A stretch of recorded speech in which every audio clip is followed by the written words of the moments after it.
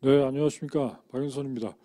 자, 이 시간에는 우리 MBS 시간인데 멘탈 포인트에 대해서 같이 좀 생각해 보는 시간을 갖겠습니다. 이 MBS 멘탈 포인트는 이 멘탈 포인트라고 쓴 거예요. 이거는 전부 다 이 멘탈은 결국 왜 우리가 멘탈 포인트 사고 방식에 대해서 얘기를 나누게 되냐면은 우리가 어떤 행동을 유발하느냐. 결국 행동이 모든 거를 관장하게 되는데 두 가지가 있습니다. 첫 번째가 이제 공포가 있고 또 하나는 전혀 반대죠. 우리한테 필요한 거죠. 이제 자신감. 음. 그래서 우리가 이 멘탈 포인트를 잘 정리해보고 해석을 하고 결정을 해서 이 공포의 멘탈을 자신감 있는 멘탈로 바꿀 수 있으면 좋겠다.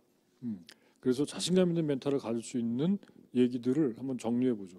첫 번째, 먼저 이 공포에 대한 얘기를 하겠습니다. 공포. 공포는 그냥 마음의 어떤 현상이에요. 그래서 이거 한문으로 쓰면은 뭐 이렇게 쓰는데 마음 심자를 또 한 번 쓴 다음에 이 공포라고 이제 이렇게 쓰게 되는데요. 이 포자는 두고 이 공자만 좀 보면은요. 공자가 이게 이제 공돌이 공자입니다. 공과대학 할 때 공자고, 그죠? 그래서 이제 소리를 내는 거예요. 공이라고 읽게 만드는 거고, 그럼 나머지 두 글자 이 평범 이렇게 쓰면 이제 평범인데 이 평범 이 범자랑 마음 심자가 이 글자의 의미를 부여하는 거예요. 예. 그래서 무슨 얘기냐? 평범 그냥 가만히 있으면은 어떤 마음이 되냐면 겁나는 마음이 된다. 예? 자기가 어떤 일이 있는데 행동을 하고 부딪히고 있고 그러면 겁이 별로 안 나는데 어떻게 부딪힐까 어떻게 할까 이러다 보면은 마음의 근심이 찾아오게 된다. 그런 거예요. 그래서 가만히 있으면 중간 간다는 그거는 뻥이야. 확실한 것 같아. 예. 가만히 있으면은 걱정이 온다. 이제 그런 얘기예요. 그래서 가만히 있으면 안 되는데 그래서 이 공포가 어떤 방식을 통해서 생성되느냐. 첫 번째가 이제 뭔가 결정을 잘 짓지 못하고 있는 거죠. 전부 다 행동에 관련된 얘기입니다. 행동을 못하고 우유부단해 있는 거예요. 그래서 자기가 뭘 해보고 있지 않으면은 어떤 생각이 드냐면 이거 더 나빠지는 건데 뭐냐면 의심이나 의욕 같은 게 마음속에서 안 될 것 같은데, 좀 나쁜 것 같은데, 나쁜 놈 같은데, 저는 무슨 짓 하고 돌아다니. 뭐 이제 이런 생각이 들어요. 그래서 이 우유부단 결정 못하는 것과 적절치 못한 의심이 함께하게 되면은 그때 만들어지는 게 이제 공포랍니다. 이거는 심리학적인 얘기예요. 예. 근데 이 공포의 특징이 뭐냐면은요, 급성이 아니라는 거예요. 예. 급성 공포는 급성답게 해결이 돼요. 그러니까 예를 들어서 제가 지금 이렇게 밝은 스튜디오 안에서 지금 녹화를 하고 있는데 정전이 돼서 이게 불이 확 다 꺼진다. 그러면은 어떤 일이 벌어진 거냐면 불 꺼진 거예요 그냥. 근데 마음속에 뭐가 오냐면 겁이 나는 거지. 예? 지갑을 꽉 짚게 되고 내게 어디 갔나 찾게 되고 예? 누가 아무튼 겁이 나게 불 꺼지면. 그럼 어떻게 하면 그 공포가 없어져요? 급성인 경우에 불 켜면은 모든 게 다 원위치 되는 거지. 그러니까 그런 식의 공포는 사실 별것도 아닌 거예요. 근데 이 느리게 성장하는 공포, 예? 조금씩 나쁜 우유부단히 크게 나쁜 것도 그냥 가만히 있는 거야. 예? 그리고 생각을 깊이 하다 보니까 자꾸 뭐 의심 이런 것들이 쌓이면서 생겨나는 이 느리게 성장하는 이런 공포. 근데 이게 결국에는 온 마음을 장악을 하게 된다. 그래서 부정적이고 좀 이렇게 뭐라 그러고 냉소적인 상태로 진입하게 돼 그게 반복이 되면은 그런 사고 방식을 이제 갖게 되는 거죠. 자, 두 번째 이렇게 나누고 이쪽에 씁시다. 예. 그럼 공포의 종류를 좀 볼게요. 종류. 뭐 공포의 종류는 굉장히 많이 있는데 첫 번째 이제 가난, 그 다음에 비판. 누가 나를 비판하는 때 느끼는 그런 공포심. 예. 그 다음에 질병, 시련도 공포예요. 노화, 그리고 죽음, 뭐 이런 거. 이 중에서 가장 강력한 공포, 파괴적인 공포는 어떤 걸까요? 예. 제가 쭉 썼는데 이 마지막에 쓴 게 죽음. 죽음은 모든 게 끝이죠. 예. 근데 놀랍게도 사람들은 죽음에 대한 공포를 별로 느끼지 않습니다. 그런 자리에 처하기 직전까지 잘 느끼지 그러니까 너 죽을래? 막 이래도 쫄지 않아요. 죽여봐! 막 이러고 버티지. 그죠? 예. 이게 지금 어떤 순서냐면은 가장 파괴적이고 극복하기 어려운 가장 파괴적이고 그리고 극복이 어려운 순서가 이렇게 된다는 거예요. 그러니까 사람들이 느끼는 가장 큰 공포는 뭐냐면요, 가난이라는 거지, 가난. 경제적인 공포. 그래서 세상에서 제일 무서운 소리가 어르신들 얘기지만은 그 쌀통에 쌀 굴러가는 소리래잖아요. 그러니까 쌀이 꽉 차 있으면은 굴러가는 소리가 안 나는데 쌀이 다 떨어졌다는 얘기지. 근데 쌀 굴러다녀. 그때부터 이제 무섭지. 뭐 먹고 사나. 그죠? 가난 얘기는 뭐 우리가 계속 하는 얘기니까 넘기고. 그래서 이제 이 많은 것 중에서 다른 건 몰라. 이 가난, 비판 얘기를 조금 하고 그 다음에 공포에 대한 얘기를 좀 정리해 버리고, 이 공포 얘기는 길게 하지 맙시다. 별로 좋은 얘기도 아니니까. 자, 그래서 이제 비판에 대한 얘기를 비판. 이 비판이 우리한테 주는 공포심은 뭐냐면은 원래는 없던 건데 사람이 혼자 있을 때는 없었는데 이 사회가 만들어지면서 이 사회가 생성이 되면서 같이 생성된 공포의 한 종류예요. 그러니까 혼자 있을 때는 비판에 누가 날 비판해? 꼬마애가 무슨 비판의 공포를 느껴? 근데 사회생활을 하면서 갖게 되는 그런 공포심이죠. 제가 나를 어떻게 보고 있나? 그래서요, 이 비판에 대한 공포심을 오게 하는 몇 가지들을 적어보고 이러지 않은 상태가 진입하도록 자기 멘탈을 계속해서 좀 이렇게 갖고 나가야 되겠죠. 자, 첫 번째는 이 소심한 겁니다. 그러니까 마음이 작은 마음을 작게 갖는 거예요. 대범해지지 않는 거지. 또 하나는 침착성이 부족한 거예요. 침착성 부족. 그러니까 자꾸 덤벙거려. 이런 사람들이 나타내는 일반적인 현상이 뭐냐면은 작은 목소리. 말할 때 말이 괜히 작어. 자기가 크게 말을 잘 안 해. 책임지고 싶지 않아. 뭐 그런 거예요. 그리고 작은 목소리로 얘기하는 분들 특징이 또 이 잦은 짜증. 잦지 않으면 그건 짜증도 아니에요. 아주 프리퀀트하지 않으면은 그건 짜증도 아닌데 자꾸 이렇게 짜증내. 뭐에 대해서 컴플레인이 많고. 그런 사람들이 집착성이 부족하고 비판에 대한 공포가 많기 때문에 역반응이 그렇게 일어난다. 또 하나는 세 번째, 결정장애. 그러니까 뭘 잘 결정을 못하고 자꾸 우유부단 상태로 가는 거죠. 그래서 왜 그러냐면은 이 생각이 너무 깊어. 지나친 고민. 반대도 똑같은 건데요. 너무 빠른 동의. 이른 동의. 그러니까 생각 없이 동의를 한다거나, 그러니까 생각을 해서 생각을 통해서 나오는 결정인데 그 생각의 프로세스가 적절해야 돼. 짧아야 돼. 짧으면 좋지. 적절해야 된다는 거예요. 선문답을 하듯이, 증문즉답을 하듯이. 근데 그냥 휙 던지거나 아니면 대답 못하고 그게 어떻게 이러는 게 아니라는 거죠. 네 번째는 열등감. 비교를 통해서 사람들이 여럿 있다 보니까 비교를 통해서 나타나는 거죠. 그래서 열등감 있는 분들의 특징이 뭐냐면은 반대로 허풍이 세. 허풍이 세. 그 다음에 무책임한, 책임감 없는 행동. 이 허풍과 거의 같은 얘기가 되는 거죠. 무책임한 행동. 그리고 이런 분들이 나타내는 특이한 현상이 낭비벽. 그러니까 자신이 갖고 있는 열등감을 명품으로 메꿔주나? 뭐 그런 거예요. 낭비벽 같은 거. 다섯 번째, 마지막인데 이 표현력이나 이 발표력 이 부족해. 왜 그런 거예요? 비판이 두려워서 표현과 발표를 자꾸 안 하는 거예요. 안 하다 보면은 태화하는 거예요, 기능이. 그래서 자기 할 말을 자기가 뭐 이렇게 일목요연하게 조리 있게 논리적으로 이렇게 잘 펼치지를 못하는 거죠. 딴 사람한테 넌 말 잘한다고 그 얘기까지만 하고 자기는 자기 얘기를 잘 못해. 주장도 잘 못하고. 이 비판에 대한 공포심입니다. 그래서 이러지 않아야 되겠죠. 가난에 대한 얘기는 뭐 워낙 명확하니까 넘어가고 나머지는 파괴적이지 않아. 우리가 죽음에 대해서는 별로 논할 필요가 없어요. 파괴적이지 않고 극복도 뭐 어려운 일이 아니에요. 죽음에 주는 공포 같은 건 별로 없어. 자, 그러면 이 공포를 탈출하기 위해서는 세 번째, 그럼 어떻게 해야 되느냐? 세 번째 얘기는 공포 탈출. 뭐 혹성 탈출 같은 그런 제목 같아요. 자, 첫 번째 이 공포에 대한 본질 봅시다. 본질. 아까 잠깐 얘기했지만은 본질은 뭐냐면은 그냥 마음의 상태예요. 그러니까 어떤 물리적인 게 아니라 어떤 현상이라는 거지. 그냥 마음의 상태예요. 그래서 책에 써 있는 얘기입니다. 아무것도 아님. 그냥 아무것도 아닌 거예요. 근데 그 아무것도 아닌 게 자라나서 온 마음을 장악하게 자기가 내버려 두고 결정을 하고 있지 못하다는 거죠.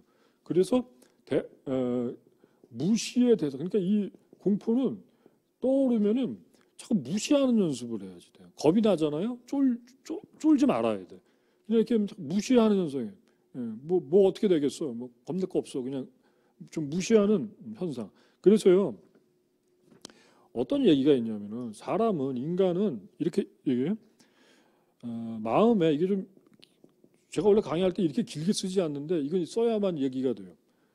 마음에 떠오르지 않으면, 그러니까 마음속에 어떤 생각이나 뭔가가 어떤 something 이렇게 딱 떠올라 오지 않으면은 절대 이거 한 줄로 써야 되겠네. 여기 지워야 되겠습니다. 절대 창조라는 단어를 쓰기 위해서 창조를 못 한다는 거예요. 그러니까 우리가 지금 가지고 있는 거, 우리가 보는 거, 우리 선배들이 다 창조한 건 뭐냐면은 그 사람들 마음에 뭔가가 이렇게 떠올랐기 때문에 그게 창조됐다는 얘기지. 예? 왜 이런 얘기 하려고 그러는 거냐? 자, 보세요.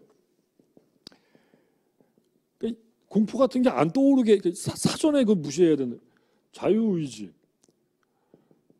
이게 이제 자기 자유의지를 가지고 사고 무슨 생각을 하게 하는데 그 생각이 마음의 떠오름, 마음의 이 떠오름. 그게 자기 마음속에 어떤 생각이 이렇게 떠올라서 뭔가가 내 마음속에 자리 잡도록 이렇게 하는 거죠. 그죠? 그래서 그걸 가지고서 우리가 어떤 창조를 하는 거예요. 예? 그래서 요거 밑으로요. 이건 아니고 요거에 대한 다음 얘기. 긍정적인 조절. 그러니까 자신의 생각을 자유의지, 우리가 처음이 자유의지죠. 자유의지 사고를 긍정적으로 조절을 하면은 다음이 사고인데 이 긍정적인 사고를 이제 하게 된다는 거고. 그러면은 마음에 떠오르는 게 뭐냐면은 이 성공 쪽이죠. 그러니까 성공과 실패로 양분했을 때는 긍정은 성공인데 그 성공이 떠오르게 되고 그러면은 어떤 것이 창조가 되겠어요? 떠오른 게 창조가 되는데 떠오른 게 성공이니까 이 성공이 또 창조가 된다는 얘기예요. 뭐 심리학자들이 얘기하는 그런 논리죠. 예? 그럼 반대로 그렇지 않으면은 이 부정적인 조절이라는 건 별로 없습니다. 예. 그러니까 부정적인 마음을 나쁘게 먹어야지 막 이렇게 하는 건 아닌데 긍정적인 조절은 마음을 긍정적으로 먹어야지 이렇게 하는 거예요. 자기 의지를 가지고.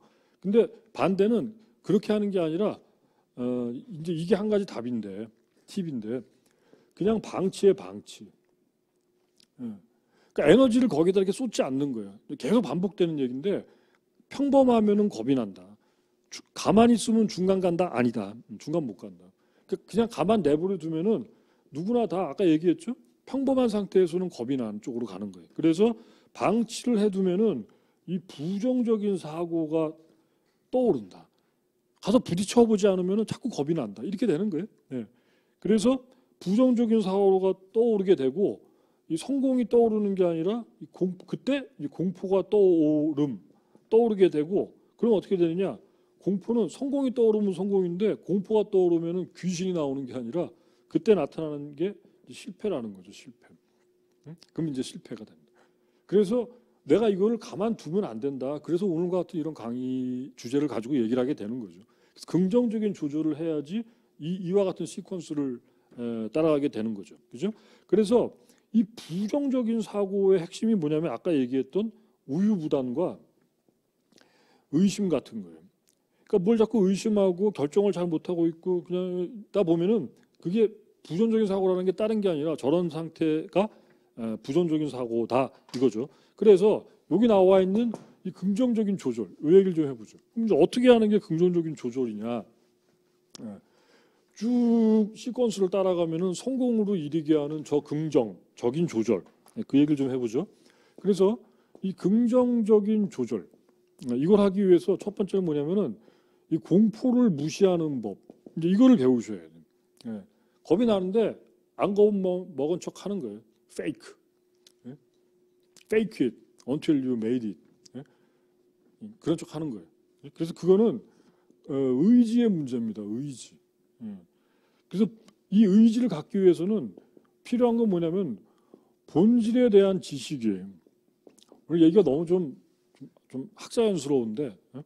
그래도 뭐 일단 써 있는 게 이런 거고 정리한 게 이런 거 이렇게 얘기합시다. 그러니까 공포에 대한 본질에 대한 지식을 현상이야. 그러니까 그냥 무시하면 되는 거야. 그냥 마음에 떠오른 것뿐이지 아무것도 아니야. 불 켜면 끝나. 예. 내가 누구를 만나러 가. 본질은 뭐냐면은 그 사람 원래 알던 사람이야. 그 사람 원래 생필품 다 쓰는 사람이야. 사람 만나는 거 싫어할 사람이 아니야. 예. 내가 하는 얘기는 내가 좋은 걸 주는 거야. 나는 선이야. 그게 본질이에요. 예. 그 이상도 아니고. 근데 마음속에 이상한 공포가 들어오는 거지. 본질을 까먹는 거야. 내가 신세를 지는 거야. 뭐 부탁을 하는 거야. 뭐 설득을 하라고 하는 거야. 이런 게 아니거든. 본질은요. 자, 그래서 또 하나는 그래서 이 에너지입니다. 에너지가 요구되는 거예요. 자꾸 그런 생각이 들 수 있으니 그렇지 않은 쪽 에너지를 거기다가 이렇게 주입해야 되는 거예요. 그게 뭐냐면은 습관이에요, 습관. 그러니까 내가 의지를 발휘하고 실제로 에너지를 집어넣어서 습관을, CD를 듣고 책을 읽고 마음을 조절하고, 예? 그러니까 필요하는 거죠.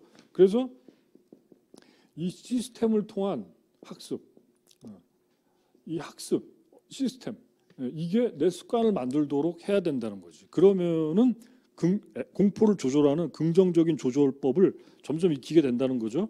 그리고 가장 확실한 게 뭐냐면 마지막 세 번째인데 행동 요구입니다. 행동 요구. 공포는 언제 극복되는 거냐? 긍정적인 조절은 언제 일어나는 거냐? 가장 확실한 거는 내가 어떤 행동을 하고 있을 때.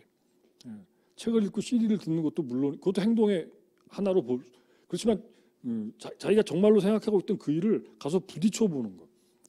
그런 행동이 일어나고 있을 때 긍정적인 조절이 일어난다. 그래서 우리에게 요구되는 게 행동에 대한 어떤 계획이. 그러니까 과거는 공포의 대상이 아닙니다. 지나갔으니까. 미래가 공포의 대상이. 근데 이 미래를 어떻게 두는 거냐? 가만히 있으면 미래가 나를 찾아와. 그러면 겁이 나는 건데 내가 미래를 계획하는 거예요. 내가 일어나서 뭘 하고 다음 주에 뭘 하고 누구를 만나고 다 계획을 하는. 그게 긍정적인 조절을 하는 방법이라는 거죠. 자, 그래서 요 정도 얘기를 하고 그래서 사실 공포는 별거 아닌 거다. 우리가 계획을 세우고 행동을 하고 긍정적인 시스템 속에 플러그인 돼 있으면은 사업적인 뭐 사람이 죽고 사는 문제나 뭐 실혈이니 노안이 뭐 좀 그런 게 아니라 가난과 비판에 대한 것, 사업적인 것에 대해서는 충분히 조절해 나갈 수 있다. 그런 자신감에 대한 얘기를 좀 해보죠 이제. 자신감. 자신감. 첫 번째, 일반인은 어떻게 자신감을 만들어 가느냐. 그래서 자신감이 있는 결과를 만들어내느냐. 이것도 이쪽으로 긴데 일반인은 자 시작은 자유의지입니다. 그래서 이게 자유의지를 가지고서 이제 어떤 사고를 하는 거예요. 자기가 어떤 사고를 해. 그럼 그 사고를 통해서 생각을 딱 한 다음에 이제 결단을 하는 거지. 아 이렇게 해야 되겠다. 그런 다음에 결단이 되면 행동을 하는 거예요. 그래서 행동이 계속 반복이 되면 이제 그게 습관이 되고 여기서부터 많이 들어봤죠. 이 습관은 운명을 이제 결정하게 되고 이 운명이 인생을 바꾼다. 뭐 이런 스토리가 이렇게 쭉. 그래서 일반적으로 볼 때 자기가 어떤 일 하는데 아무튼 복잡해. 아무튼 길어. 뭐가. 에디슨이 얘기했나 아인슈타인이 얘기했나. 천재는 가장 복잡한 것을 가장 단순하게 표현한 천재고 바보는 가장 단순한 거를 가장 복잡하게 생각해. 근데 그게 바보라는 거지. 일단 너무 이렇게 복잡하니 언제 이 행동까지 가서 그게 운명을 바꾸고 인생을. 그래서 일반인이 아니라 성공자들의 패턴은 뭐냐면요. 그냥 딱 여기야 여기. 행동하고 습관하고 습관을 다시 행동하고 습관. 행동 습관. 이 행동과 습관이 반복된 아주 간명하게 그러니까 훨씬 더 많은 행동을 할 수 있고 훨씬 더 많은 일을 처리할 수 있죠. 그게 일반인과 성공자의 다름이라는 거죠. 다름. 그래서 뭐라 써 있냐?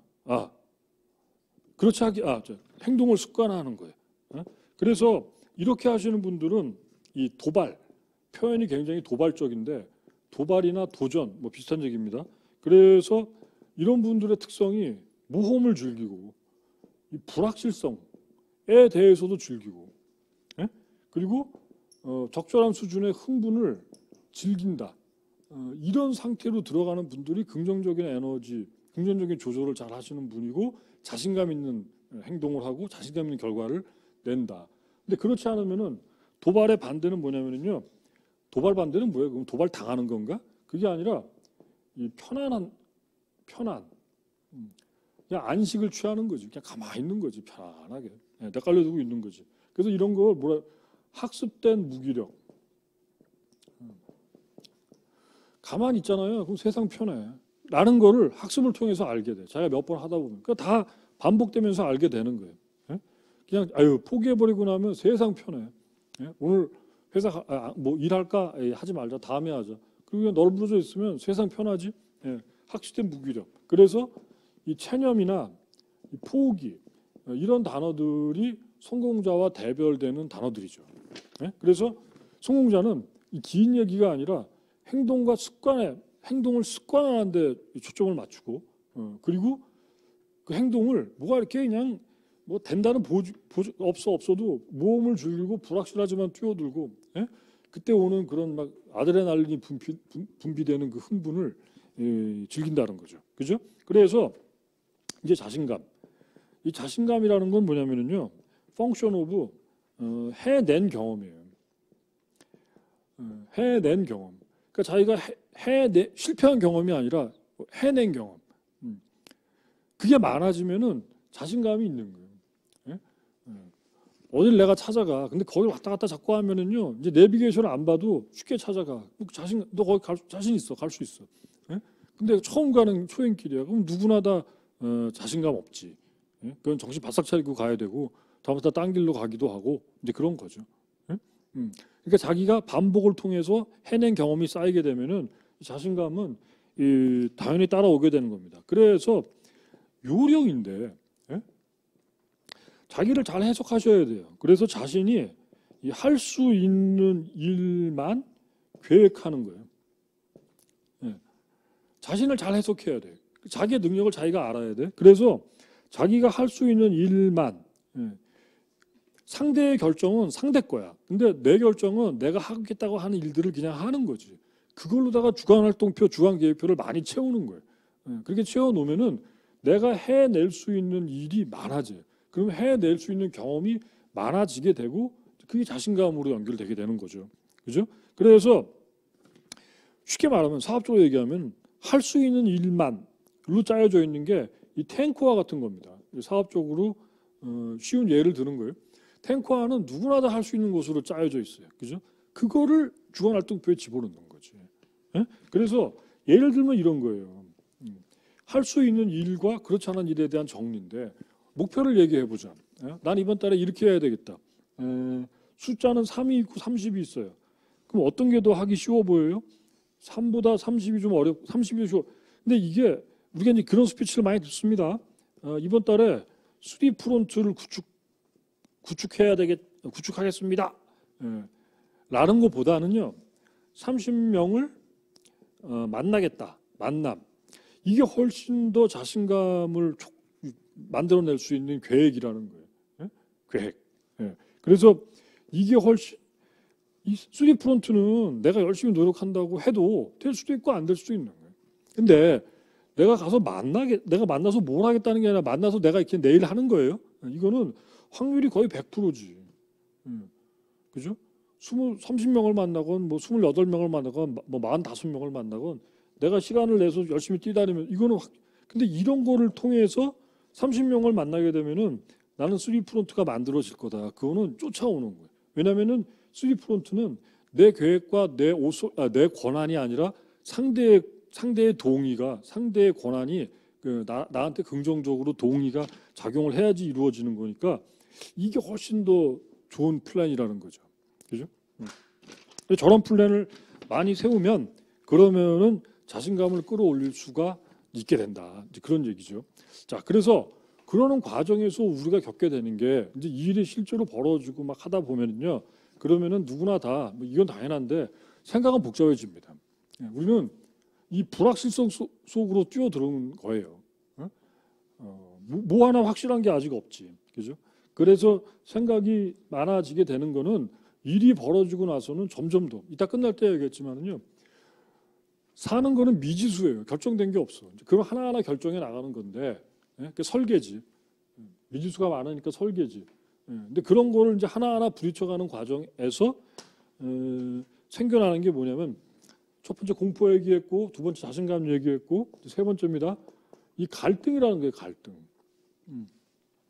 특히 이 생각이 좀 깊고, 뭐 가방끈이 길어도 그런가? 그건 잘 모르겠는데 아무튼 이 갈등이라는 게 생겨나게 되는데 이걸 어떻게 처리해 나갈 거냐 이제 이런 얘기예요. 그래서 갈등을 처리를 잘해 나가야지 내가 계속 앞으로 직진할 수 있는. 첫 번째는요 우선순위입니다. 우선순위를 확립해야 돼. 그러니까 내가 일을 해 나가는데 뭐가 우선인가? 상대방의 반응이 우선인가? 내가 내 일을 하는 게 우선인가? 내가 사람을 만나는 게 우선인가? 계획을 먼저 잘 짜는 게 우선인가? 그 계획을 짰으면 가서 만나는 게 우선인가? 깊이 고민하는 게 우선인가? 뭐 이런 거예요. 그래서 우선순위를 잘 해야 되고 그래서 그거에 맞춰서 여기가 되게 중요한데요.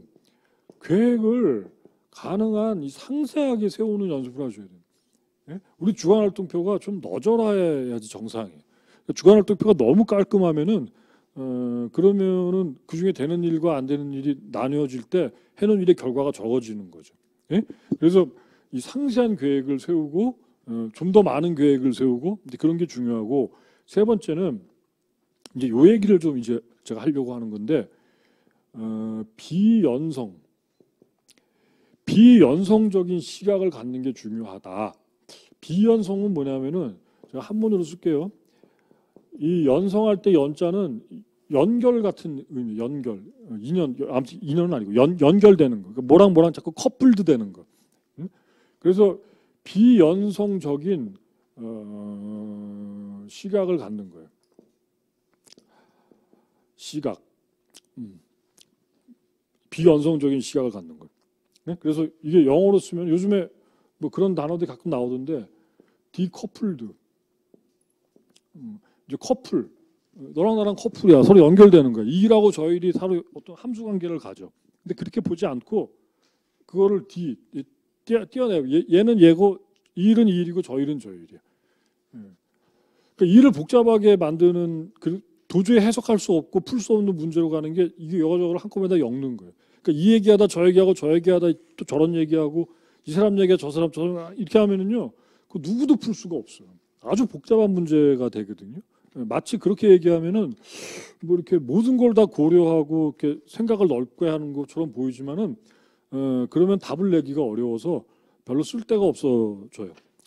그래서 이 비연성적인 시각을 갖는 방법은요. 이 첫 번째가 이 과거 정리를 잘 하셔야지 돼요. 지난 거는 지난 거야. 그러니까 이게 현 상태에서 현실 상태, 현재 시간, 시제가 텐스가 현재야. 현재에서 일어난 일들을 엮는 것도 아주 복잡한데 이제 더 복잡하게 만드는 확실한 방법은 옛날 거랑 또 지금 거랑 또 같이 막 엮어대는 거예요. 예?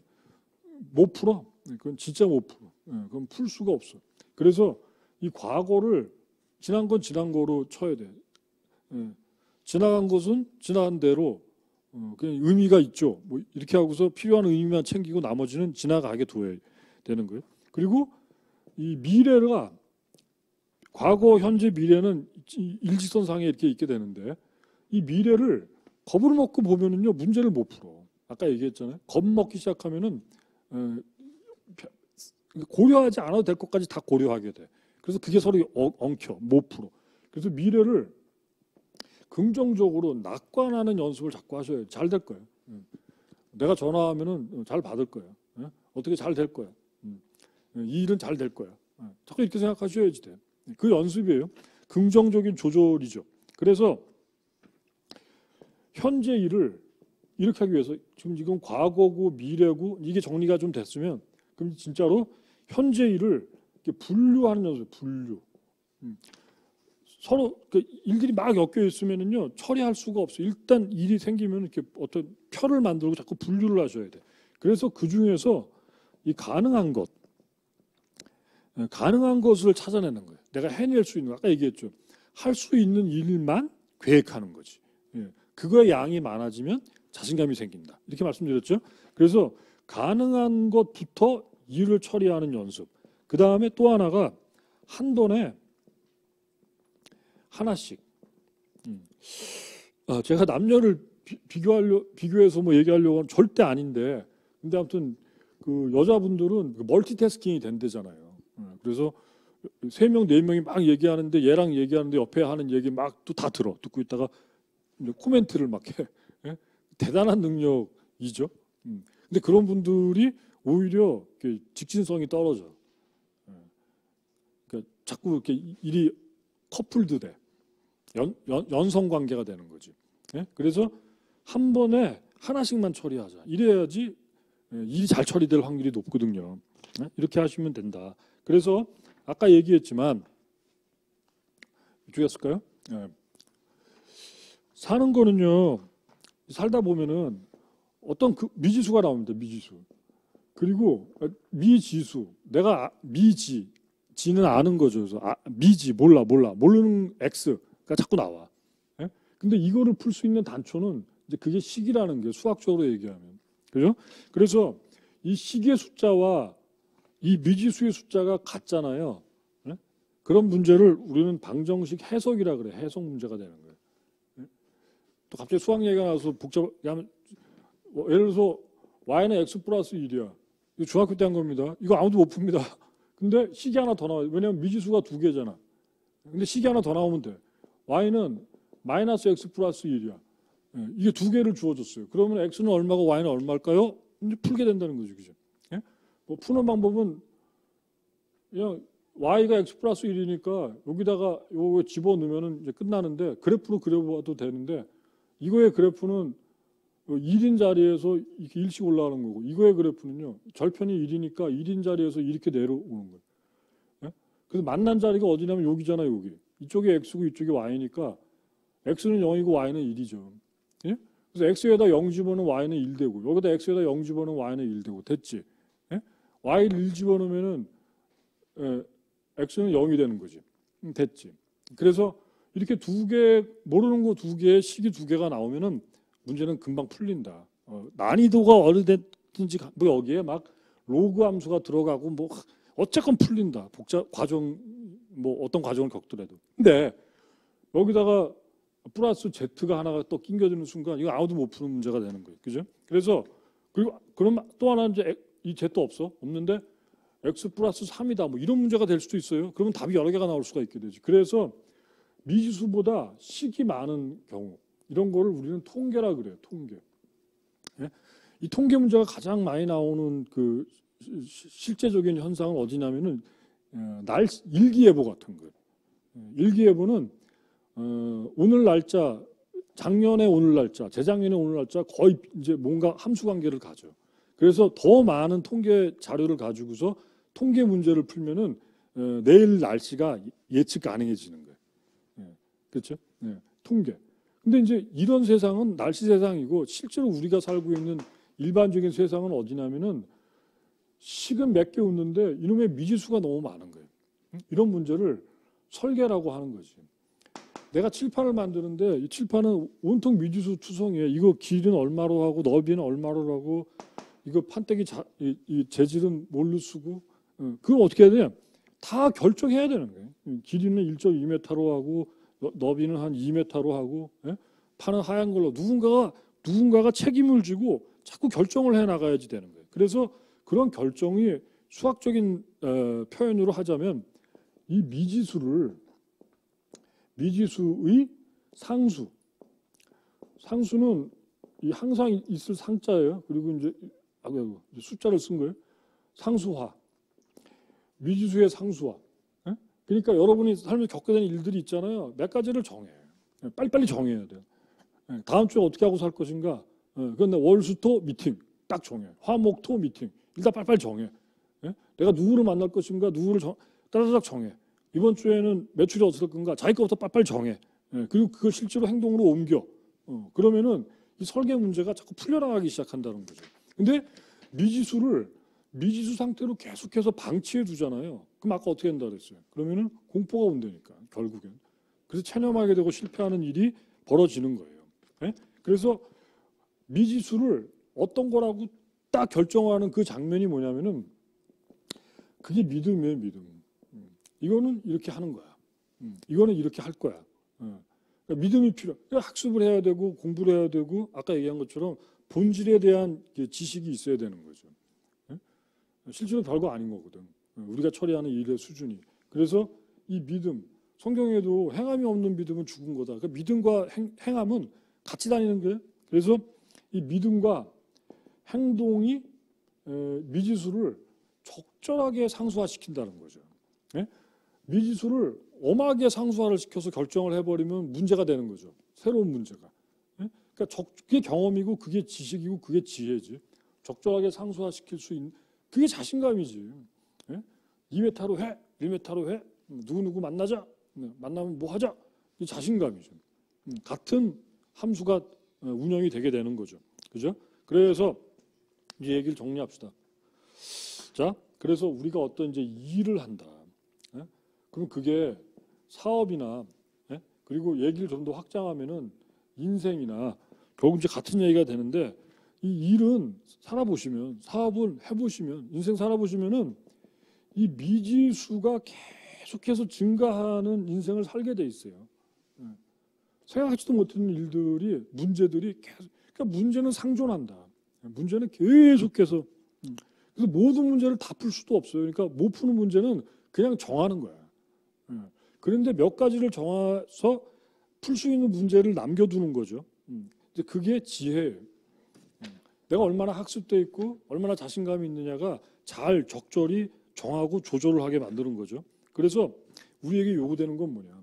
이 미지수를 적절히 잘 정해서 상수화시켜서 문제를 풀어나갈 수 있게 하는 그 능력, 그런 멘탈, 그 자신감 있는 멘탈을 갖게 하는 거는 이 강력하고 뭐라고 썼지? 강력하고 강인한 이 시스템이 우리한테 필요한 거예요.